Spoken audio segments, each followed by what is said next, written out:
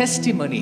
If there is somebody who loves God, it has to be revealed and expressed through the testimony. ஒரு மனிதன் கிறிஸ்துவனாய் இருந்து இயேசுவை ஏற்றுக்கொண்டு இயேசுக்காக வாழ ஒப்பு கொடுத்திருப்பான் அப்படின்னு சொன்னா அவனுடைய வாழ்க்கை முறைகள் எல்லாமே சாட்சியின் வடிவத்துல வெளிப்பட வேண்டும். ஒரு மனுஷனுடைய வாழ்க்கையில சாட்சி வெளிப்படல, டெஸ்டிமனி இல்ல அப்படின்னு சொன்னா there is something wrong. ஒரு கிறிஸ்துவனா இருக்கிறேன், சபைக்கு போகிறேன், தேவனை தொழுது கொள்ளுகிறேன், ஆராதனை செய்கிறேன், ஜெபிக்கிறேன், என்னுடைய ஜெபங்களை தேவன் கேட்கிறார் என்று விசுவாசிக்கிறேன், இது எல்லாம் இருந்து சாட்சி இல்லாம இருக்கு அப்படின்னு சொன்னா ஏதோ பிரச்சனை இருக்குன்னு. சாட்சி எந்தெந்த இடங்களில் எல்லாம் இருக்க வேண்டும்? குடும்பத்துல சாட்சி இருக்கணும், தனிப்பட்ட மனுஷனுடைய வாழ்க்கையில சாட்சி இருக்கணும். நீங்க ஒரு கிறிஸ்துவனா இருக்கிறீங்க, உங்க தனிப்பட்ட வாழ்க்கையில சாட்சி இருக்கணும். ஒருவேளை உங்க குடும்பத்துல கிறிஸ்துவை ஏற்றுக்கொண்டு குடும்பத்துல சாட்சி இருந்து உங்க வாழ்க்கையில சாட்சி இல்லைன்னு சொன்னா அது பிரச்சனை. which means everybody has to have this testimony. எல்லாருடைய வாழ்க்கையிலும் தனிப்பட்ட முறையில சாட்சி தேவை.